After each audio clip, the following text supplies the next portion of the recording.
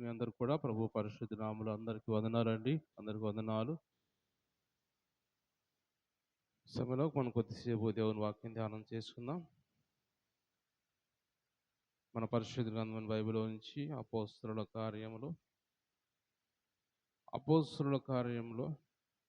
3వ అధ్యాయము. అపోస్తలుల కార్యములు 3వ అధ్యాయము మొదటి నుంచి కొన్ని వచనాలు చదువుకుందాం.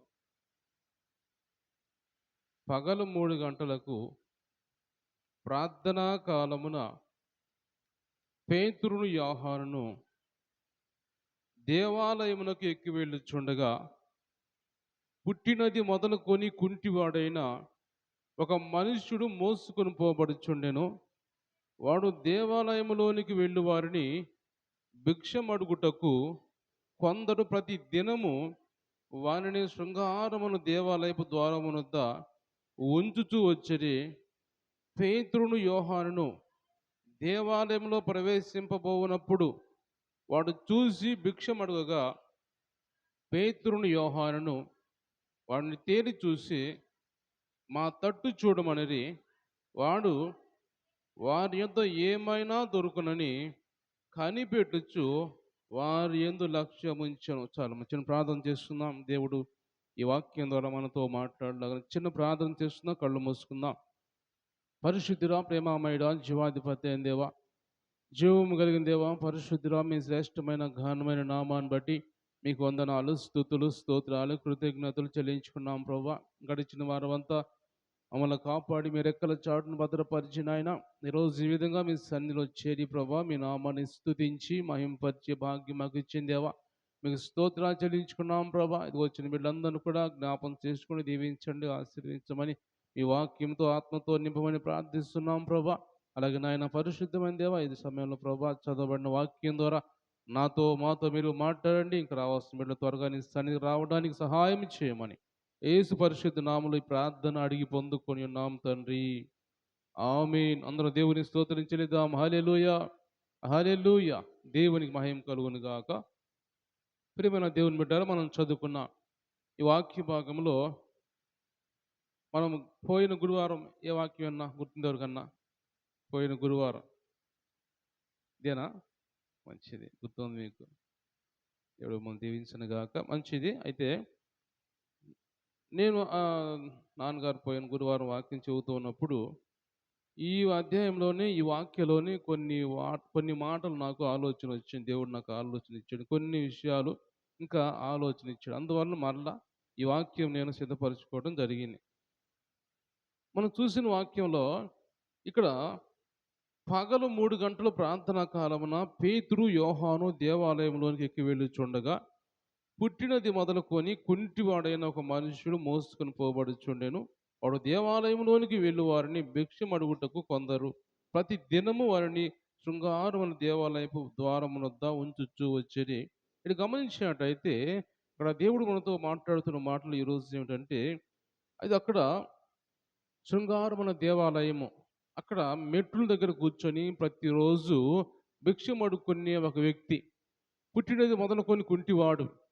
అతను జీవితం అంతా కూడా మన బైబిల్లో వాక్యం చూస్తే అతను దాదాపు 40 సంవత్సరాల పై వాడే అని రాయబడి ఉంటుంది. అంటే అన్ని సంవత్సరాల పాటు పుట్టినది మొదలుకొని కుంటివాడిగా ఉండి దేవాలయము వాకిటి దగ్గరికి వెళ్ళి దేవాలయము ద్వారం బయట ఉండి మెట్ల మీద కూర్చొని భిక్షమడుకునేవాడు. అది తనంతట తాను వచ్చేవాడు కాదు, కానీ కొందరు ప్రతిరోజు అతను తీసుకొచ్చి అక్కడ కూర్చోబెట్టి మరలా తీసుకుపోయే పరిస్థితి. ఎందుకంటే 2 కాళ్ళు లేవు కాబట్టి, నడవలేడు కాబట్టి, ఆ విధంగా ఉన్న పరిస్థితుల్లో కొంతమంది తీసుకొచ్చి అక్కడ కూర్చోబెట్టి మళ్ళీ సాయంకాలం తీసుకెళ్ళి ఈ విధంగా ప్రతిరోజు 40 సంవత్సరాలు పైన వాడి అన్న వాక్యం రాయబడింది. కాబట్టి అన్ని సంవత్సరాల పాటు అతని జీవితం అంతా కుంటి బతికి అయిపోయింది. అతని జీవితం అంతా అడుక్కునే పరిస్థితి అయిపోయింది. అతని జీవితం అంతా మనుషుల వైపు చూసే పరిస్థితి అయిపోయింది, కానీ దేవుని వైపు చూసే పరిస్థితి ఇంకా రాలేదు ఆయనకి. అయితే ఒకరోజు దేవుని సేవకులైన పేతురు యోహానులు వాళ్ళిద్దరు కూడా అభిషేక్తులు కాబట్టి, దేవుని ఆత్మతో నింపబడిన వారు కాబట్టి, దేవుని అభిషేకం నింపబడిన దేవుని సేవకులు కాబట్టి వాళ్ళిద్దరు కూడా దేవాలయంలోకి వస్తున్నప్పుడు ఆ కుంటి వ్యక్తిని చూశారు. వాళ్ళు ఇద్దరు చూసినప్పుడు కుంటి వ్యక్తి వైపు అంట తేరు చూశారంట.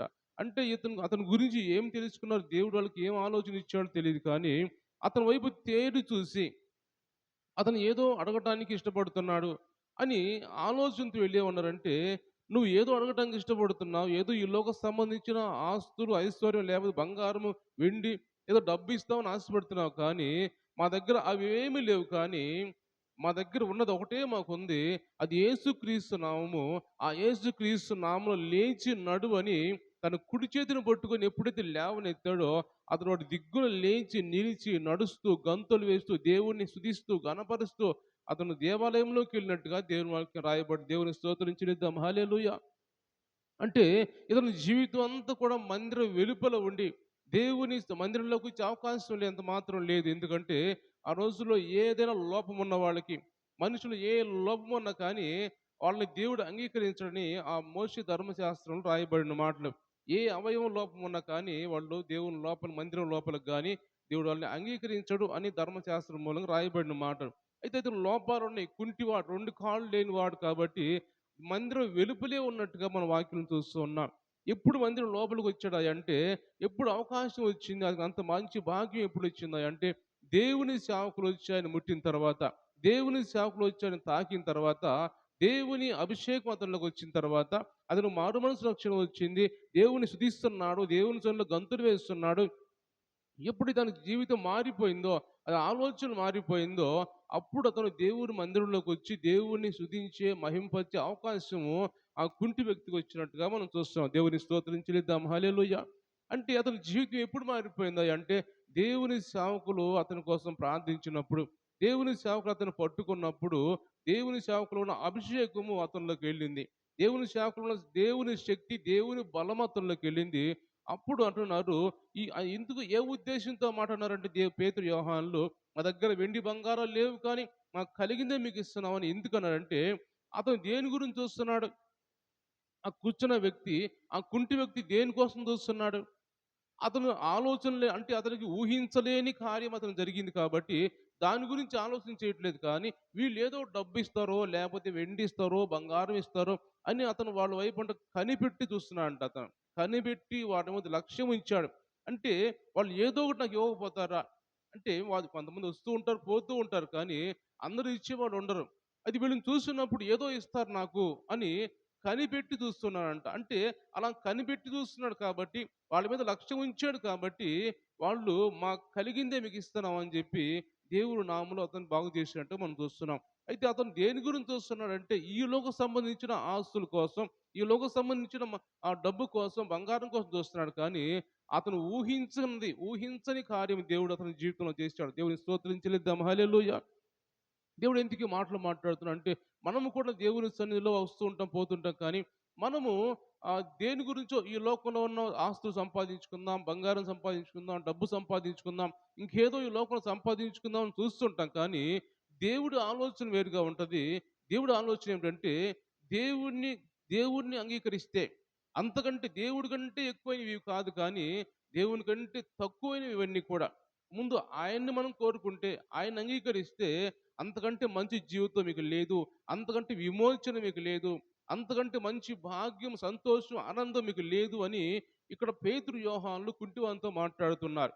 అంటే కుంటివాని గురించి ఏం ఉద్దేశంతో మాట్లాడుతున్నారు? నీకిది కాదు. ఇది అవసరం లేదు నీకు. మేమిచ్చే డబ్బు కానీ, మేమిచ్చే బంగారం, ఆస్తి ఏం అవసరం లేదు మీకు. నీకు కావాల్సింది మేమిస్తున్నాం తీసుకో. దీంతో నీ జీవితం మారిపోయిద్ది. దీంతో నీ ఆలోచనలు మారిపోతాయి. నీ పాత జీవితం మారిపోయి నూతన జీవితం నీకొచ్చిద్ది. పాత కుంటి బ్రతుకు మారిపోయి మంచి జీవితం దేవుడు నీకిస్తాడు అని వాళ్ళు శ్రేష్టమైనది వాళ్ళకిచ్చారు. అన్నిటికంటే శ్రేష్టమైనదది. దేవుడు నామం అంటే, యేసు ప్రభువు నామం అంటే అన్నిటికంటే శ్రేష్టమైన నామం అది. అన్ని నామముల కంటే పై నామం కలిగిన నామం అది.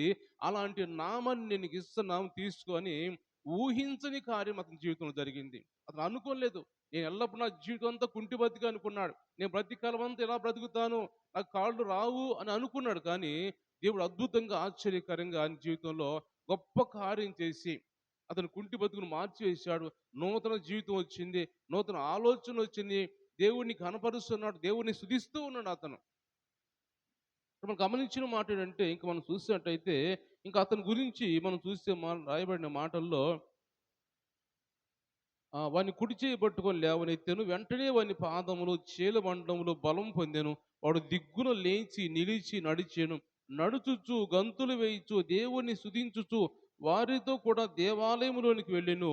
వాడు నడుచుచు దేవుని స్తుతించుట ప్రజలందరూ చూసి శృంగారమున దేవాలయపు ద్వారమునొద్ద భిక్షమడుగుటకు కొరకు కూర్చున్నవాడు వీడే అని గుర్తెరిగి వానికి జరిగిన దాన్ని చూసి విస్మయముతో నిండి పరవశులైరి దేవుని స్తోత్రం చెల్లిద్దాం. హల్లెలూయా. అనేకమైన ప్రజలు చూశారు. ఏం చూశారు? అతన్ని అతని జీవితం అంతా కూడా దేవాలయం మెట్ల దగ్గర కూర్చొని అడుక్కునే వ్యక్తే. ప్రజలందరూ ఏం చూస్తున్నారంటే వీడు కాదా? వీడేనా? నిన్నటిదా మొన్నటిదాకా మెట్ల దగ్గర కూర్చొని భిక్షం అడుక్కున్న వ్యక్తి కదా! అని అతను వచ్చి ఇప్పుడేమిటి దేవాలయంలోకి వచ్చాడు, గంతులేస్తున్నాడు, ఆ కుంటివాడు కదా! అని వాళ్ళు అందరూ విస్మయం చెందుతున్నారు, ఆశ్చర్యపోతున్నారు. ఇది సాధ్యమా అసలు? వాడు పుట్టిన దగ్గర నుంచి 40 సంవత్సరాలు దాదాపు ఉన్నాయి వాడికి. అలాంటి వ్యక్తి మార్పు చెంది, అలాంటి వ్యక్తి బాగుపడి 2 కాళ్ళు నడుస్తూ ఉన్నాడు. సేవకుల దగ్గరికి వచ్చి సేవకులను పట్టుకొని ఉన్నాడు. పేతురు, యోహానులను పట్టుకొని ఉన్నాడంట ఆయన. అంటే వాళ్ళని హత్తుకున్నాడు అనుకోవచ్చు మనం. అంటే దేవుడిని హత్తుకొని ఉన్నాడు. విడిచిపెట్టలేదు దేవుడిని. దేవుడు చేసిన కార్యాల్ని, దేవుడు చేసిన మేలుని విడిచిపెట్టకుండా దేవుని హత్తుకున్నాడు. దేవుని సేవకులను హత్తుకున్నాడంటే దేవుని హత్తుకొని ఉన్నాడు అతను. దేవుని స్తోత్రం చెల్లిద్దాం. హల్లెలూయా. అలాంటి మంచి భాగ్యము అతని జీవితంలో దేవుడు ఇచ్చినట్టుగా మనం చూస్తున్నాం. అంటే మన దేవుడు మనతో మాట్లాడుతున్న మాటలు కూడా మనం కూడా గడిచిన మనం బతికిన పుట్టిన దగ్గర నుంచి కూడా మనం జన్మించిన దగ్గర నుంచి కూడా ఇప్పటి వరకు కూడా మనము రక్షణ పొందక ముందు కూడా మనము దేవాలయం వెలుపుటి వారే మనమే. దేవాలయంలోకి అడుగుపెట్టే అర్హత మనకు లేదు. దేవుని సన్నిధికి వచ్చి దేవుని నామంలో ప్రార్థించే అర్హత మనకు లేదు. ఆయన నామాన్ని పలికే అర్హత మనకు లేదు. మన బ్రతుకంతా లోకానుసారంగా లోకంలో ఉన్న వారిగా ఉన్నాం. మందిరంలో అడుగుపెట్టే అర్హత మనకు లేనప్పుడు అలాంటి మనుషులు మనము దేవుడు మనకు మంచి భాగ్యం ఇచ్చి దేవుడి మందిరంలో అడుగు పెట్టడానికి, దేవుని నామాన్ని మనం స్మరించడానికి, ఆయన నామాన్ని పలకటానికి, ఆయన స్తుతించడానికి, ఆయన్ని ఆరాధించడానికి దేవుడు ఎంతో మంచి భాగ్యం దేవుడు మనకిచ్చాడు. అలాంటప్పుడు మనం ఏం చేయాలి? ఇతని గుడ్డివాడిని చూసినప్పుడు ప్రజలందరూ చూసి ఆశ్చర్యపోయారంట. వీడేనా అసలు? వీడేనా? అంతకుముందు జీవితం, పాత జీవితం కుంటివాడు కదా! ఇప్పుడు ఎంత సంతోషంగా ఉన్నాడు, ఇప్పుడెంత నడుస్తున్నాడు, గంతులేస్తున్నాడు. వీడు కాదా? అని ఆశ్చర్యపోయినట్టుగా మనం చూస్తున్నాం. దేవుడు మనకు ఎందుకు ఈ మాట మాట్లాడుతున్నాడు అంటే, మనల్ని చూసిన వారు ఆశ్చర్యపోవాలి. ఇంతకుముందు వీళ్ళేనా వీళ్ళు? ఇంతకుముందు జీవితం ఇంత భయంకరమైన జీవితాన్ని జీవించేవాళ్ళు కదా! ఈ జీవితం మారిపోయింది కదా! ఎంత మంచి జీవితాన్ని జీవిస్తున్నారు. ఎంత మంచిగా దేవుని స్తుతిస్తున్నారు, దేవుణ్ణి ఆరాధిస్తున్నారు. వీళ్ళేనా? వీళ్ళు కాదా? అని ప్రజలు చూసి విస్మయం పొందే వారిగా ఉండాలని దేవుడు మనతో మాట్లాడుతున్నాడు. దేవుని స్తోత్రం చెల్లిద్దాం. హల్లెలూయా. కాబట్టి ఈరోజు మనతో దేవుడు మాట్లాడంటే దేవుడు ఈ ప్రజలు మనం చూసినప్పుడు మనల్ని చూసి విస్మయం చెందాలి, ఆశ్చర్యపోవాలి. ఎందుకంటే ఇంతకుముందు బ్రతికిన బ్రతికేమిటి? ఇప్పుడు వీళ్ళంతా సంతోషంగా ఉన్నారంటే దేవుని సేవకులతో నడుస్తూ వస్తున్నారు. దేవుని మందిరంలోకి వచ్చి గంతులు వేస్తున్నారు. దేవుని ఆరాధిస్తున్నారు. దేవుని గణపరుస్తున్నారు. దేవుని స్తుతిస్తూ ఉన్నారు. వీళ్ళు కాదా అనే విధంగా ఆశ్చర్యపోయే విధంగా మన జీవితాలు ఉండాలని, ఆత్మీయంగా ఎదగాలని పరిశుద్ధాత్మ దేవుడు మనతో మాట్లాడుతున్నాడు. ఇంకా మనం ఎదగాలి, ఆత్మీయంగా బలపడాలి. ఇంకా దేవుణ్ణి ఆరాధించే వారిగా ఉండాలి. ఇంకా దేవుణ్ణి స్తుతించే వారిగా ఉండాలి. చాలాది బ్రతికి మనకి అనుకుంటున్నాం, మనం చాలా రోజు ప్రార్థన చేసుకుంటున్నాంలే, రోజు మనం బైబిల్ చదువుకుంటున్నాంలే అని చాలులే ఈ భక్తి అనుకుంటున్నాం. కానీ ఏ మాత్రం సరిపోదు ఈ భక్తి. దేవుడు చేసిన మేలుని బట్టి మన జీవితాల్లో మనం రక్షించబట్టమే మన దేవుడు చేసిన గొప్ప మేలు. మన జీవితంలో గొప్ప అద్భుతం ఏమిటంటే దేవుడు మనల్ని మార్చడమే అద్భుతం. ఏదో మనం అద్భుతం చూడాలి, ఏదో ఆశ్చర్యకరమైన చూడాలి అనుకోవాల్సిన అవసరం లేదు. దేవుడు మన జీవితాన్ని మార్చడం అద్భుతం. అంతకంటే అద్భుతం ఏమి లేదు. ఎందుకంటే మన జీవితం గడిచిన వెనకటి జీవితం మనం చూసుకుంటే, వెనకటి ఆలోచన మనం చూస్తే ఎంతో భయంకరంగా ఉండే జీవితాలు మనవి. అలాంటి జీవితాలను మార్చాడంటే అంతకంటే అద్భుతం ఏమి లేదు. అది ఇంటివాడి జీవితంలో కూడా అద్భుతం జరిగిన తర్వాత అతను ఎంతగా గంతులు వేస్తున్నాడు అంటే, ఎంత దేవుణ్ణి ఆరాధిస్తున్నాడు, గంతులు వేయటం నడుస్తున్నాడు అంటే దేవుని మందిరంలోకి పోయి దేవుణ్ణి స్తుతిస్తున్నాడు, దేవుని గణపరుస్తున్నాడు. మా వాక్యాలు మనం చూసినట్టయితే యోహాను సువార్తలు కూడా మనం చూసి 9వ అధ్యాయంలో అక్కడ కూడా మనం చూస్తే దేవుడు చేసిన అద్భుతాలు ఆశ్చర్యంగా ప్రజలు చూసి ఆశ్చర్యపోయినట్టుగా మనం చూస్తాం. అక్కడ కుంటి వ్యక్తి గురించి మనం చూసినట్టయితే 9వ అధ్యాయం 30వ వచనం. 9వ అధ్యాయం 30వ వచనం. అందుకు ఆ మనుష్యుడు ఆయన ఎక్కడి నుంచి వచ్చాను మీరు ఎరుగుపోవటం ఆశ్చర్యమే, అయినను ఆయన కన్నులు తెరిచెను. దేవుడు పాపులు మనవి ఆలకింపడని ఎరుగుదుము. ఎవడైనను దేవభక్తుడయ్యుండి ఆయన చిత్తము చొప్పున జరిగించిన ఎడల ఆయన వాని మనవి ఆలకించును. పుట్టు గుడ్డివాని కన్నులు ఎవరైనా తెరిచినట్టు లోకం పుట్టినప్పటి నుంచి వినబడలేదు. ఈయన దేవుని యొద్ద నుంచి వచ్చిన వాడు కాని ఎడల ఏమీ చెయ్యనేరడని వారితో చెప్పిన దేవుని స్తోత్రించుదాం. హల్లెలూయా. దేవుని బిడ్డలు గమనించినట్లయితే ఇక్కడ కూడా మనం చదివిన వాక్య భాగంలో అతను పుట్టు కుంటివాడైతే ఇతను పుట్టు గుడ్డివాడు. ఈ పుట్టు గుడ్డివాడు అతను కూడా చాలా యవ్వన కాలంలో ఉన్నాడు. ఇక్కడ వాళ్ళ తల్లిదండ్రులు చెప్పిన మాట ఏంటంటే అతను వయసు వచ్చిన వాడే, అతన్ని అడగండి మీరు ఎలా బాగుపడ్డాడు అని తల్లిదండ్రులు మాట్లాడుతుంటారు. కాబట్టి ఇతను యవ్వన బిడ్డే. కానీ ఇతను మన జీవితంలో దేవుడు చేసిన మేలు, గుడ్డివాడుగా ఉన్నప్పుడు యేసు ప్రభు వచ్చి అతను ఉమి వేసి ఆ బురదతో కన్నుల మీద పూసిన తర్వాత ఆ శిలువ మీద కోనేటిలో కడుక్కో వెళ్ళి అన్నప్పుడు అతను కడుక్కొని వెంటనే చూపు వచ్చినట్టుగా చూస్తున్నట్టుగా వాక్యం మనం చూస్తూ ఉంటాం. అయితే ఈ కన్నులు వచ్చిన తర్వాత మనం చూస్తే వాక్యంలో 9వ అధ్యాయంలో 8వ వచనం నేను చదువుతున్నాను. కాబట్టి పొరుగువారును వాడు భిక్షకుడని అంతకుముందు చూసిన వారును వీడు కూర్చుండి భిక్షమెత్తుకుని వాడు కాడా అనిరి. వీడే అని కొందరు, వీడు కాడు, వీడిని పోలి ఉన్న ఒకడని మరికొందరు అనిరి. వాడైతే నేనే అనెను. దేవుని స్తోత్రించుదాం. హల్లెలూయా. ఇతను గుడ్డితనం నుంచి చూపు పొందిన తర్వాత, గుడ్డితనం పోయిన తర్వాత ప్రజలందరూ ఆయన చూసి అతను చూసి అసలు వీడు కాదా, మొన్నటి వరకు గుడ్డివాడుగా ఉన్నాడు కదా, ఇప్పుడు ఎలాగీట మార్పు చెందాడు, ఎలా కళ్ళు వచ్చినాయి, వీడు కాదా, వీళ్ళని పోలిన వాడు ఇంకోటి ఉన్నాడా అని ఆశ్చర్యకరంగా మాట్లాడుకుంటున్నప్పుడు వాడు వచ్చి అంటున్నాడు నేనే అంటున్నాడు. దేవుని స్తోత్రించుదాం. హల్లెలూయా. నేనే గుడ్డివాడిని, నేనే మార్పు చెందింది, నా జీవితం దేవుడు గొప్ప కార్యం చేశాడు అంటూ పుట్టి గుడ్డివాని కన్నులు తెరిచిన వాడు ఈ లోకంలో ఎవరైనా ఉన్నారా? దేవుని దగ్గర నుంచి దిగి వచ్చినవాడు కాకపోతే ఎవరు ఆ పని చేస్తారు అని యేసుక్రీస్తుని, యేసు ప్రభుని కనపరుస్తూ మహింపరుస్తూ దేవుణ్ణి కనపరిచే మాటలు అక్కడ ఈ గుడ్డివాడు మాట్లాడుతున్నట్టుగా మనం చూస్తూ ఉన్నాం. అంటే అతను జీవితం బాగుపడిన తర్వాత దేవుణ్ణి స్తుతించాడు, దేవుణ్ణి కనపరిచాడు, అనేక మంది చూసి ఆశ్చర్యపోయే విధంగా అతని జీవితం ఉంది.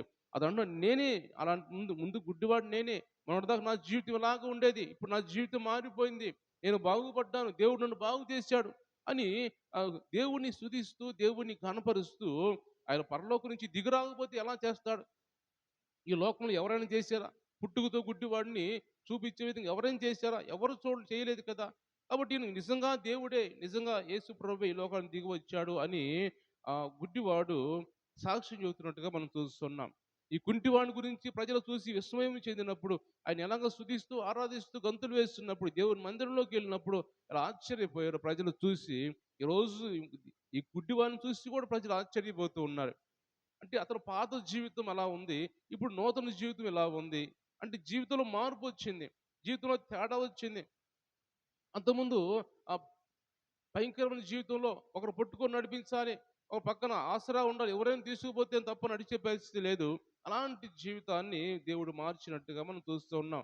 కాబట్టి ఈరోజు దేవుడు మనతో మాట్లాడుతున్న మాటలు కూడా మన జీవితం, గడిచిన జీవితం ఎలా ఉంది, ఇప్పుడు జీవితం ఎలా ఉంది, దేవుడు మనల్ని మార్చిన తర్వాత మన జీవితం ఇంకా మార్పు చెందిందా, ఇంకా అభివృద్ధి చెందుతున్న ఆత్మీయంగా ఎదుగుతున్నామా, లేకపోతే అలాగే ఉందా, మార్పు చెందకుండా ఉన్నప్పుడు జీవితం ఎలా ఉందో మార్పు చెందిన తర్వాత కూడా అదే కంటిన్యూ అవుతుందా, లేకపోతే ఏమన్నా మనం డెవలప్ అవుతున్నాం ఆత్మీయంగా, ఏదైనా మారిందా జీవితం అనేది మనం చూసుకోవాలి, సరి చేసుకోవాలి. ఈరోజు ఈ వాక్యం దేవుడు మనతో ఎందుకు మాట్లాడుతున్నాడంటే మన జీవితము రక్షణ పొందిన తర్వాత, బాప్తీసం పొందిన తర్వాత ఏమన్నా ఆత్మీయంగా బలపడుతుందా, లేకపోతే అలాగే ఉందా, బాప్తీసం పొందకముందు ఎలా ఉన్నామో, ఎలా మన మాటలు, మన క్రియలు, మన ఆలోచనలు ఎలా ఉన్నాయో అలాగే ఉన్నాయా, లేకపోతే మనం దేవుణ్ణి స్తుతించేవారిగా, మహింపరిచేవారిగా, ఆరాధించేవారిగా, అనేకులు మనల్ని చూసినప్పుడు విస్మయం చెందేవారిగా అలాగ మన జీవితం ఉందా లేదా అనేది మనం సరి చేసుకోవాలి. మన జీవితాలను, హృదయాలు చూసుకోవాలి ఒకసారి అని పరిశుద్ధ ఆత్మదేవుడు ఈ వాక్యం ద్వారా ఈరోజు మనతో మాట్లాడుతూ ఉన్నాడు. కాబట్టి మనతో ఎందుకు ఈ మాటలు మాట్లాడుతున్నాడంటే మనం ఇంకా లోతుగా ఆలోచన చేయాలి. ఎందుకు దేవుని చెందికి మనం వస్తున్నాం, దేవుని చెందికి మనం వచ్చి వాక్యం వింటున్నాం కదా, నా పాత జీవితాన్ని మార్చుకోవడానికి వచ్చాను కదా, మార్చుకున్నాను కదా, మార్చుకున్న తర్వాత ఇంకా ఎందుకు ఆత్మీయంగా బలపడకూడదు నేను, ఇంకా నా గురించి ఎందుకు ప్రజలు అలాగ మాట్లాడుకోవాలి, ఇంకా వీళ్ళు మార్పు చెందలేదు, వీరి జీవితం ఏం మారలేదు అని ఎందుకు అనుకోవాలి, అలా అనుకోకూడదు కదా అని ఒక ఆలోచన మనం చేయాలని దేవుడు మనతో మాట్లాడుతున్నాడు. ఒక ఆలోచన మనలో పుట్టాలి ఇప్పుడే. ఈ మాట వింటున్నప్పుడే మన ఆలోచన మార్చుకోవాలి. ఎందుకు నేను ఉండాలి, నేను రక్షణ పొందాను కదా, బాప్తిసం పొందాను కదా, దేవుడిని అంగీకరించాను కదా. అంగీకరించిన తర్వాత నేను దేవుడిని స్తుతించటం, మహింపరచటం, ఘనపరచటం, ఆరాధించటము అనేక మంది చూడాలి. చూసి దేవుడిని మహింపరచాలి. మనల్ని కాదు గానీ, మనం చూసినప్పుడు మనల్ని పర్వాలేదురా అని మనల్ని హెచ్చించడం కాదు గానీ, మనల్ని బట్టి దేవుడిని ఘనపరచాలి. మనల్ని బట్టి దేవుడిని స్తుతించాలి అనేక మంది కూడా అని దేవుడు ఈరోజు మనతో మాట్లాడుతున్నాడు. కాబట్టి ఈరోజు అపోస్తలుడైన పేతురు కావచ్చు, యోహాను కావచ్చు, ఏమంటున్నారంటే, నా దగ్గర వెండి బంగారాలు లేవు కానీ మాకు కలిగిందే మీకు ఇస్తున్నా ఉన్నాడు. అంటే ఈ లోకంలో మీకు ఎన్ని అవసరం లేదు. ఒకరోజు దేవుని దినం రాబోతుంది. దేవుని రాకడ రాబోతుంది. ఆ రాకడ దినాన మీకు ఇవన్నీ పని చేయవు. ఇవన్నీ అక్కడికి రావు మీకు. ఒక మాట చదువుదాం మన బైబిల్‌లో. యెహెజ్కేలు గ్రంథం మనం చూస్తే, యెహెజ్కేలు గ్రంథంలో 7వ అధ్యాయం. ఒక మాట చదవండి. యెహెజ్కేలు గ్రంథం 7వ అధ్యాయము 19వ వచనం చదువుదాం. ఆ! తమ వెండిని వీధుల్లో పారవేయుదురు. తన బంగారము నిషిద్ధమనెంచుదురు. యెహోవా ఉగ్రత దినమందు ఆ వెండియే గాని, బంగారమే కాని వారిని తప్పించజాలదు. అది వారి దోష క్రియలు విడవకుండా అభ్యంతరమాయెను గనుక, దాని వలన వారు తమ ఆకలి తీర్చుకొనజాలకపోదురు. తమ ఉదరమును పోషించుకొనజాలకపోవుదురు. దేవుని స్తోత్రం చెల్లిద్దాం. హల్లెలూయా. తన ఉదరము పోషించుకొన అంటే దాన్ని తినటానికి, తన కడుపు నింపుకోవటానికి ఈ వెండి బంగారములు పనిచేయవు. ఆ రోజున ఒక దినం రాబోతుంది. అది దేవుని దినం, అది దేవుని రాకడ దినం రాబోతుంది. ఆ రోజు వెండి బంగారాలు దేనికి పనిచేయవు, అవసరానికి రావు, అక్కడికి రావు. అవన్నీ వీధుల్లో పారవేస్తారు. దీనివల్ల మాకేం ఉపయోగము? ఈ వెండి సంపాదించుకున్నాం, బంగారం సంపాదించుకున్నాం, ఆస్తి సంపాదించుకున్నాం. దీనివల్ల మాకు ఉపయోగం లేదని ఆ రోజు వీధుల్లో పారేస్తారంట వాటన్నిటిని. ఎందుకంటే ఆ రోజు అవి మనకు అక్కడికి రావంట. మన కడుపు నింపుకోవటానికి అవి రోజు ఏమాత్రం అక్కడికి రావు అని ఇక్కడ దేవుడు మాట్లాడుతున్నాడు. కాబట్టి వాటితో వాటి వైపు మనం చూడకూడదు కానీ, ఏది మనకు కావాలి, ఏది శ్రేష్టమో, ఏది పొందుకుంటే మంచిది అని ఇక్కడ యోహాను, పేతురు మాట్లాడుతున్నది. వాటి వల్ల ఉపయోగం లేదు కాదు. దేవుని నామాన్ని పొందుకోండి. అతను మిమ్మల్ని విమోచించేవాడు. అతను మిమ్మల్ని బాగు చేసేవాడు. ఆయన మిమ్మల్ని ఘనపరిచేవాడు. ఆయన మీకు రక్షణ ఇచ్చి మిమ్మల్ని దేవుని రాజ్యంలో చేర్చేవాడు యేసు ప్రభువే అని ఇక్కడ దేవుని వాక్యం మనం చూస్తూ ఉన్నాం. కాబట్టి ఆ కుంటివాని జీవితానికి విడుదల ఇచ్చాడు దేవుడు. ఆ కుంటివాని జీవితాన్ని మార్చాడు. ఆ కుంటివాడు అంతకుముందు దేవాలయం బయట ఉండేవాడు. దేవాలయం లోపలికొచ్చాడు. అంటే లోకంలో ఉండేవాడిని దేవుని రాజ్యం నడిపించుకున్నాడు. దేవుని సన్నిధి నడిపించుకున్నాడు దేవుడు. అంటే దేవుని సేవకుల ద్వారా దేవుని సేవకులు మాటలు విని చెబుతున్నప్పుడు ఆ మాటలు హృదయంలో తీసుకున్నాడు. ఆ మాటల కోసం కనిపెట్టాడు. ఆ మాటల వైపు లక్ష్యం ఉంచాడు. అతని జీవితం మారిపోయింది. కనిపెట్టి చూసినప్పుడు, లక్ష్యం ఇచ్చినప్పుడు జీవితం మారిపోయింది. అతని జీవితము ఆయన ఊహించని కార్యం అతని జీవితంలో జరిగింది. అతని జీవితం అంతా మారిపోయి కుంటివాడిగా ఉన్న అతను రక్షణ పొందినట్టుగా, దేవుణ్ణి ఘనపరుస్తున్నట్టుగా దేవుని వాక్యం మనం చూస్తున్నాం. ఈరోజు దేవుడు మనతో మాట్లాడుతున్న మాటలు అన్ని కూడా జాగ్రత్తగా దేవుడి మాటలు మన హృదయాల్లో తీసుకోవాలి. అపోస్తలుడైన పౌలు అంటాడు, ఒక మాట చూద్దాం. అపోస్తలుల కార్యం మనం చూసిన 9వ అధ్యాయం 19వ వచనంలో ఆ పౌలును చూసి చూడంట చాలా మంది ఆశ్చర్యపోయినట్టుగా మనం చూస్తాం. 9, 19 చదవమ్మా. ఆ! హ్మ్. వెంటనే సమాజ మందిరములలో యేసే దేవుని కుమారుడని ఆయన గూర్చి ప్రకటించుచు వచ్చెను. వినిన వారందరూ విభ్రాంతి నొంది, యెరూషలేములో ఈ నామమును బట్టి ప్రార్థన చేయువారిని నాశనం చేసినవాడు ఇతడే కాడా? వారిని బంధించి ప్రధాన యాజకుని యొద్దకు కొనిపోవుటకు ఇక్కడికి కూడా వచ్చి ఉన్నాడని చెప్పుకొని దేవుని స్తోత్రం చెల్లిద్దాం. హల్లెలూయా. ఇక్కడ పౌలును చూసిన వారు కూడా ఆశ్చర్యపోయి విభ్రాంతి నొందుతున్నారంట. ఎందుకని విభ్రాంతి నొందుతున్నారు? పౌలు నిన్న మొన్నటి దాకా మనల్ని ఈడ్చుకొని పోయినవాడు కదా. నిన్న మొన్నటి దాకా పాత జీవితంలో ఉన్నవాడు కదా. దేవుణ్ణి ఎవరైతే యేసుక్రీస్తుని పూజిస్తారో, ఆయన ఘనపరుస్తారో అందరిని కూడా ఈడ్చుకొని పోయి చెరసాలలో వేయించేవాడు కదా. అలాంటి పౌలు ఇప్పుడొచ్చి దేవుని వాక్యం చెబుతున్నాడు. అలాంటి పౌలు యేసు ప్రభువునే సేవిస్తున్నాడు. యేసు ప్రభువుని నమ్ముకోండి. ఆయనే దేవుడు. ఆయనే గొప్ప దేవుడు అంటున్నాడు. ఇంత మార్పు ఎలా వచ్చింది ఇతనిలోకి? అని ప్రజలందరూ కూడా విభ్రాంతి చెందుతున్నట్టుగా దేవుని వాక్యం మనం చూస్తున్నాం. పౌలు జీవితం మారిన తర్వాత అంతకుముందు ఎంత కఠినంగా ఉండేవాడో, అంతకుముందు ఎంత హింసించేవాడు ప్రజల్ని, ప్రజలను ఈడ్చుకొని మన రోడ్ల మీద ఈడ్చుకొని పోయి చెరసాలలో వేసేవాడు. కొంతమందిని చంపుతున్నప్పుడు ఆయన చూసి దానికి సమ్మతించేవాడు. అలాంటి పౌలు జీవితం మారిన తర్వాత ప్రజలందరూ యేసు ప్రభువుని ప్రకటిస్తున్నప్పుడు ఆయన విభ్రాంతి చెందుతున్నాడంట. ఇతని కాడా? ఎలా మారాడు ఇతను? నిజమేనా? లేదా అబద్ధాలు మాట్లాడి ఏదో ఒక విధంగా మనల్ని పట్టుకోవటానికి ఆలోచన చేసి ఈ విధంగా వచ్చి మాటలు చెబుతున్నాడా? అని వాళ్ళకి అర్థం కాని పరిస్థితిలో ఉందంట. ఈ విధంగా మనల్ని పట్టుకోవడానికి వస్తాడేమో, ఈ విధంగా మనల్ని చంపడానికి వచ్చాడేమో అబద్ధాలు చెప్పి అనుకుంటున్నారు. కానీ పౌలు మాత్రము ఏమాత్రం మార్పు చెందకుండా ఆ దేవుని నామాన్ని, యేసుక్రీస్తు నామాన్ని ప్రకటిస్తున్నాడు. ఆయన గురించి ఆయన గొప్ప దేవుడు ఆయన, నా జీవితాన్ని మార్చింది ఆయనే అని అనేక మందికి సాక్షిగా పౌలు మాట్లాడుతున్నట్టుగా మనం చూస్తూ ఉన్నాం. దేవుని స్తోత్రం చెల్లిద్దాం. హల్లెలూయా. కాబట్టి దేవుని బిడ్డలు గమనించినట్టయితే అతని జీవితం ఈరోజు దేవుడు మనతో మాట్లాడుతున్న మాటలు మన జీవితంలో మార్పు రావాలి. దేవుడిని సేవిస్తున్నాం, దేవుడిని కనపరిచే విధంగా దేవుని చెందుకు వస్తున్నాం, కానీ ఇంకా మార్పు రావాలి. ప్రజలు చూసి విస్మయం చెందాలి, ప్రజలు చూసి విభ్రాంతి నొందాలి. మనం చూసి అయ్యో, ఇంత భక్తి, ఇంతగా మారిపోయారు వీళ్ళు, ఇంతగా ఆత్మీయంగా బలపడ్డారు, ఇంతగా దేవుణ్ణి స్తుతిస్తున్నారు, ఆరాధిస్తున్నారు అని మనల్ని చూసిన వారు ఆశ్చర్యపోయే విధంగా, విభ్రాంతి చెందే విధంగా, విస్మయం చెందే విధంగా మన జీవితాలు ఉండాలని ఈరోజు దేవుడు మనతో మాట్లాడుతున్నాడు. కాబట్టి యేసు ప్రభు ఈ లోకానికి దిగి వచ్చిన తర్వాత ఎందుకు దిగి వచ్చారంటే మన జీవితాలు మార్చడానికి, మనల్ని కూడా ఆయన నామంలో ప్రార్థించడానికి, ఆయన మనల్ని మార్చడానికి, మన జీవితాలు మార్చి గంతులు వేసే విధంగా, ఆయన సన్నిధిలో ఆయన స్తుతించే విధంగా, గణపరిచే విధంగా మనల్ని చేయాలని, మన జీవితాన్ని మార్చడానికి ఈ లోకానికి దిగి వచ్చి మన కోసం ఆయన సిలువలో మరణించినట్టుగా మన వాక్యం చూస్తాం. మన కోసం ఆయన ప్రాణం అర్పించినట్టుగా మనం చూస్తాం వాక్యంలో. కాబట్టి మనం ఈ లోకం నుంచి మనం విడుదల పొందాలంటే, అయితే ఈ లోక సంబంధించిన వాటి నుంచి మనం విమోచనం చెందాలంటే యేసు ప్రభు రక్తం ద్వారా తప్ప దేని ద్వారా మనకి విమోచనం దొరకదు అని దేవుడు మాట్లాడుతున్నాడు.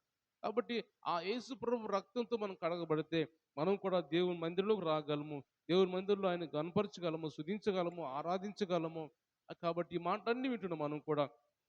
ప్రభా, నా జీవితాన్ని ఈ రోజు నుంచి నేను మార్చుకుంటున్నానయ్యా. నా ఆలోచనలు నేను మార్చుకుంటున్నాను ప్రభా. నేను కూడా మిమ్మల్ని ఘనపరిచి స్తుతించే విధంగా నేను ఉంటాను. ప్రజలు నన్ను చూసినప్పుడు నా జీవితంలో జరిగిన మార్పు ప్రజలు నాలో చూడాలి ప్రభా. నాలో ఒక ఆహ్, తేడా కనపడాలి. నాలో ఒక మార్పు కనపడాలి. పాత జీవితం ఎలా ఉంది, ఇప్పటి జీవితం ఎలా ఉంది అని ప్రజలు నా గురించి మాట్లాడుకోవాలి ప్రభా. అలాగ నేను ఉండాలి ప్రభా అని దేవుని సన్నిధిలో ప్రార్థన చేసేవారుగా మనం ఉండాలని పరిశుద్ధ ఆత్మ దేవుడు మాట్లాడుతున్నాడు. కాబట్టి విని మనం ఏదో వెళ్ళిపోవడం కాదు గానీ, ఏదన్నా ఒక 2 మాటలు హృదయాల్లో తీసుకొని, మన జీవితాన్ని ఆత్మీయంగా బలపరుచుకునే విధంగా ఉండాలని పరిశుద్ధాత్మ దేవుడు ఈ వాక్యం ద్వారా మనతో మాట్లాడుతున్నాడు. కాబట్టి వింటున్న మాటలన్నీ కూడా గుడ్డివాడి కన్ను ఎలా తెరిచాడో, కుంటివాడిని ఎలా బాగు చేశాడో, అలాగ వాళ్ళు ఎలా దేవునికి సాక్షులుగా ఉన్నారో, వాళ్ళ జీవితంలో మార్పు కలిగిందో, మనం కూడా దేవుని గురించి గణపరిచేవాడిగా దేవుడు నా జీవితం చేశాడు. నేనే గుడ్డితనం నుంచి విడుదల పొందింది. నేనే కుంటితనం నుంచి విడుదల పొందింది అని అనేక మంది కనపరుచుకునే విధంగా మనం ఉండాలి. ఎందుకంటే మన జీవితంలో అంటే నిజంగా ఈ లోకానుసారమైన కుంటితనం కాదు. మన ఆత్మీయ జీవితంలో కుంటివారిగా ఉంటున్నాం బ్రతికినంత కాలం కూడా. మన కుంటితనం పోవాలంటే దేవుని ఆత్మ మనలోకి రావాలి. దేవుని వాక్యం మనలోకి రావాలి. అప్పుడు మన ఆత్మీయ కుంటితనం అనేది బయటికెళ్ళిపోయి మనము మంచిగా నిలబడేవాళ్ళుగా. ఇప్పుడు యెహెజ్కేలు ప్రవక్త దేవుడు మాట్లాడతాడు. ఏం మాట్లాడతాడు? 2వ అధ్యాయంలో నరపుత్రుడా చక్కగా నిలబడంటాడు. నిలబడలేదా అతను? బాగా నిలబడ్డాడు. చక్కగానే ఉన్నాడు. మంచి యవనస్తుడే. నరపుత్రుడు చక్కగా నిలబడన్నాడు. నేను నీతో మాట్లాడాలన్నాడు. అన్నప్పుడు నువ్వు అంత ఎందుకంటే ఏదో కుంటివాడు, గుడ్డివాడు కాదు గానీ, అతని జీవితం ఎలా ఉందో నీ జీవితాన్ని సరి చేసుకొని నువ్వు చక్కగా నిలబడు. నీ ఆత్మీయతలో చక్కగా ఉండు. ఆత్మీయతలో నువ్వు బలపడి నేను చెప్పే మాటలు విను నువ్వు అని మాట్లాడుతున్నాడు. కాబట్టి మనం గడిచిన జీవితం అంతా కూడా కుంటితనంతో ఉందేమో. మనం నిలబడలేని స్థితిలో ఉన్నామేమో ఆత్మీయంగా. బలపడలేని స్థితిలో ఉన్నామేమో. అప్పుడు ఈరోజు దేవుడు మనతో మాట్లాడుతున్న మాటలు మనం కూడా ఆత్మీయంగా ఎదగాలి. మన జీవితం సరిచేసుకోవాలి. వాక్యంతో నింపుకోవాలని పరిశుద్ధాత్మ దేవుడు మాట్లాడుతున్నాడు. కాబట్టి ఈ మాటలన్నీ మన హృదయంలో తీసుకుందాం. ఈ మాట ప్రకారం మన జీవితాన్ని మార్చుకుందాం. ప్రజలు విస్మయం చెందే విధంగా, భ్రాంతి ఉండే విధంగా మన గురించి మాట్లాడుకునే విధంగా మనం ఉండాలని పరిశుద్ధాత్మ దేవుడు ఈరోజు మనతో మాట్లాడుతున్నాడు. దేవుడి మాటలు దీవించి ఆశీర్వదించును గాక. అందరూ కూడా కళ్ళు మూసుకుందాం, ప్రార్థన చేసుకుందాం. దేవా, ఈరోజు నాతో మాట్లాడేందుకు వందనాలయ్యా. నాతోనే మాట్లాడావు ప్రభా. నా జీవితం ఇంకా మార్పు చెందలేదు. ఏదో మార్పు చెందాను అనుకుంటున్నాను కానీ, రక్షణ పొందాను కానీ, బాప్తీసం పొందాను కానీ ప్రభా, నా జీవితం